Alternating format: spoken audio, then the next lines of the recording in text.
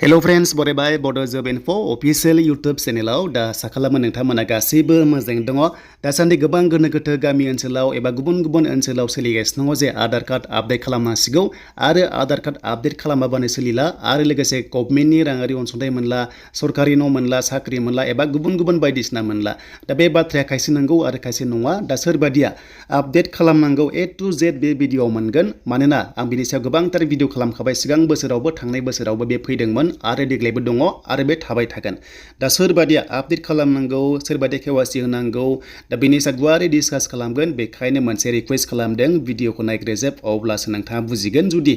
गेजेरावनो जुदि स्किप खालामबा आन्दायगोनबो आरो नोंथांमोना गोनो गोथो जाबाय थागोन दा बे भिडिअ नायनाय लोगो लोगो गासैबो नोंथांमोननि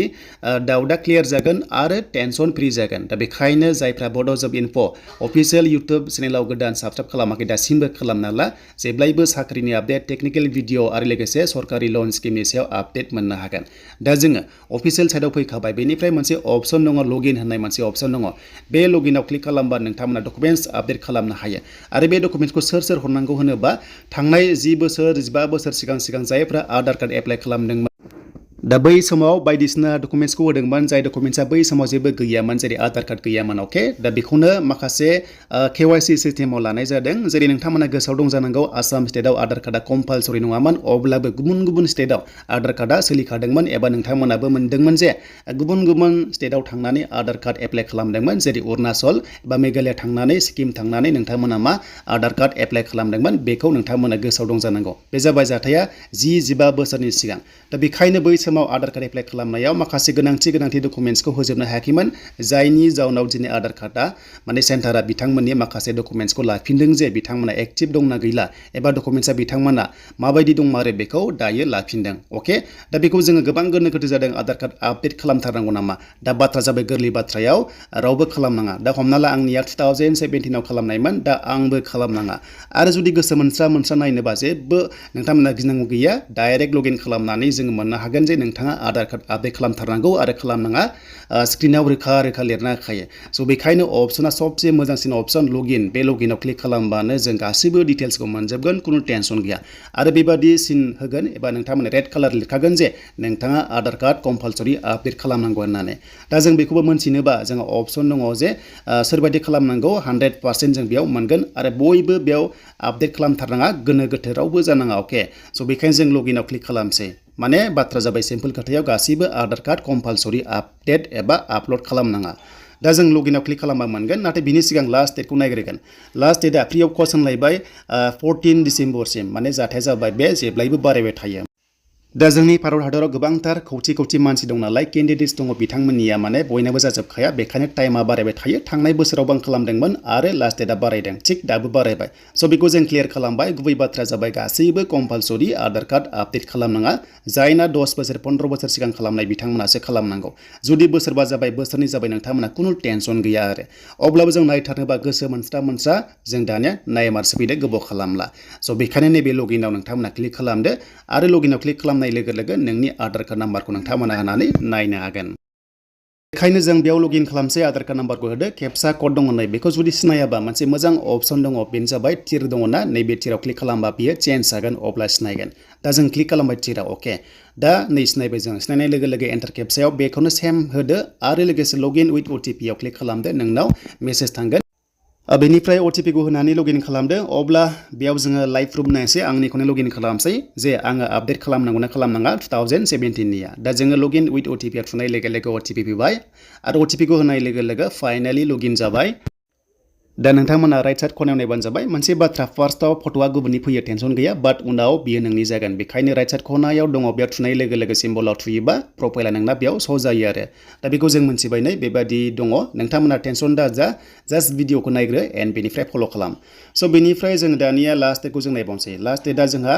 14 डिसेम्बर नाथाय मोनसे बाथ्रा गोसोआव दंना नोंथांमोना जे बेयाव मोनसे गोजा रेड कालारजों फैगौमोन जे नोंथाङा कम्पालसरि आधार कार्डखौहाय KYC होनांसिगोन आपडेट होनांसिगोन होननानै बेयाव फैयो जुदि बेयाव जेबो फैयाबा ब्लेंक फैदोंबा नोंथांमोना कुनु टेनसन गैया जे नोंथांनि आधार कार्डआ दासिमबो एक्टिभ दङ सोलिगासिनो दङ कुनु टेनसन गैया बाथ्राया बेल' जे रेड कालार फैगोन जे नोंथाङा कम्पालसरि KYC होनांगौ होननानै अके बे जाबाय गोरलै बाथ्रायाव KYC अके माने KYC नोंथांमोना एड्रेस प्रुफ होनांगौ आई कार्ड होनांगौ अके दा बेखौ जों मिन्थिबाय देन गोसो मोनस्रा नोंथांमोना आपडेट खालामनो गोसो दङबा खालामनो हागोन जेबो प्रब्लेम गैया आरो बिनि लास्ट डेटआ बारायबाय थाखायो अके दा जों खालामनोबा नैबे थिरा बेयाव क्लिक खालामनांगौ बे थिराव क्लिक खालामनानै जों आपडेट खालामनो हाबाय टेनसन गैला जों थांनो हासिगोन प्रसेसआव दा जोङो क्लिक खालामबाय आरो क्लिक खालामनाय लोगो लोगो बेयाव माखासे गाइडलाइन्स दङ जों बेखौ दोनथ'नानै जोङो मोनदों नेक्स्ट अप्शन बे नेक्स्टआव क्लिक खालामबा जोङो रोखा रोखा फैगोननाय मोननै अप्शन दङ गोसोआव ला दा बेनो जाबाय प्रुफ अफ बेनिफ्राय प्रुफ अफ एड्रेस एबा डकुमेन्ट्स नोंथांमोना बेयाव आपडेट खालामनांगौ आरो बे मोननैखौल' मावनांगौ नेक्स्ट अप्शन दङ बे नेक्स्टआव क्लिक खालामदो नेक्स्टआव नोंनि नाम डाइरेक्ट फैखाबाय अके बेखौ नोंथांमोना मोनखासिगोन आधार कार्डआ नोंनि नालाय भेरिफाइ आपल'ड आरो साबमिट अप्शन दङ बे मोनथाम खामानि मावनांगौ आरो दा नोंनि नामा बेयाव थाखाबाय बेनिफ्राय गाहायाव बोख्लायबानो जाबाय नोंथांमोना अप्शन मोनदों नैबे मोनसे भेरिफाइ दङ अके आई भेरिफाइ डेट बेयाव क्लिक खालामनांगोन नोंथांमोना बेनिफ्राय नेक्स्ट अप्शन फैलाबायनै बेयाव क्लिक खालामदो स' खालामनाय लोगो लोगो दानिया जों प्रसेसआव फैबाय आपल'ड खालामनायाव अके बेनो जाबाय 2 MB सिम नोंथांमोना आपल'ड खालामनो हागोन डकुमेन्ट्सखौ आरो JPEG दङ PNG दङ PDF दङ मोनथामनि गेजेराव अबे मोनसेया नोंथांमोना दङ बेखौनो होनानै नोंथांमोना हागोन आरो अके स' बेखायनो जों जायखिजाया PDF खौ खालामसै जाहाथे गोरलै जायो PDF खालामनानै हरोबा साबसिन जायो माने क्लियार जायो डकुमेन्ट्सआ दा बे थांबाय स' एसे गायाव बोख्लायदो बेनिफ्राय नै दाना मा जों आपल'ड खालामनांगौ फार्स्टआव दा जोङो POI आव जों मा दङ बेखौ नायोबा जों सेलेक्ट खालामनांसिगोन बे सापर्टिं डकुमेन्ट्स टाइपआवहाय जास्ट बेयाव क्लिक खालामनो नोंथांमोना देन खालामनाय लोगो लोगो जों मा डकुमेन्ट्स हरनो हागोन फार्स्टआव जों नै हमना ला गोबां रोखोमनि अप्शन दङ बेयाव जेबो मोनसेबो गैयाबा मोजां राहा दङ गाहायाव नोंथांमोना हरनो हागोन ड्राइभिं लाइसेन्स दंबा हरनो हाबाय बेनिफ्राय नोंथांमोना फिन खनसेबाव नोंथांमोननि हमना ला MG एनरेगा एबा जब कार्डआ बेबो जागोन टेनसन गैया क्लास 10 नि मार्कशीट सार्टिफिकेट बेबो जायो खुनु टेनसन गैया एन्ड बेनिफ्राय कर्ट मेरिट सार्टिफिकेट बेबो जागोन नोंथांमोननिया सबसे साबसिना जाबाय नोंथांमोननिया पेन कार्ड बेखौबो हरनो हाबाय जास्ट नोंथांमोना जायखिजाया मोनसे बक्सआव सेलेक्ट खालामदो आरो सेलेक्ट खालामनाय लोगो लोगो नोंथांमोना मा हरनो हागोन आरो दा जों सेलेक्ट खालामबाय नालाय अके थुना होदो स' अके थुसिगोन जोङो बेनिफ्राय मा नोंथांमोना अप्शन दं गाहायाव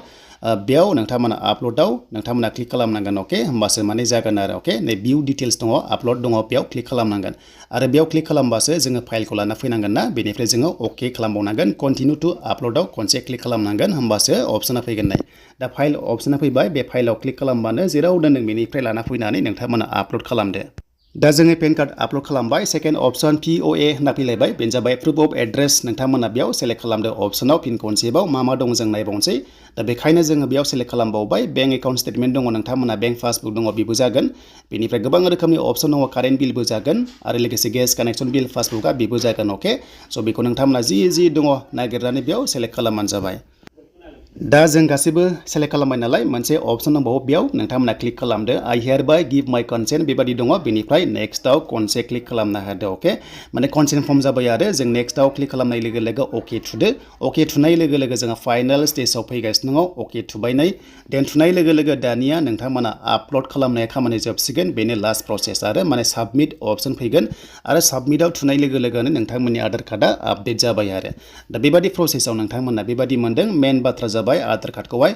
बयबो आपडेट खालामनांगौ गोनांथि गैया मानोना जायना एक्टिभआनोखा अके नैबेयाव साबमिट फैबाय आरो मिथिखाबाय जे जायना फुराना एबा एकदम सिगां खालामनाय बिथांमोनासो खालामनांगौ स' बेखायनो साबमिटआव थुनाय लोगो लोगोनो बियो साबमिट जासिगोन दा आंनिया नाङा बेखायनो आं बेयाव साबमिट खालामला दा बुजिबाय आसा खालामो गासैबो क्लियार जाबाय आरो जायफ्रा चेनेलाव नायनानै मोजां मोनदों लाइक खालामदो कमेन्ट्स खालामदो आरो गोदानै फैदोंब्ला साबस्क्राइब खालामना ला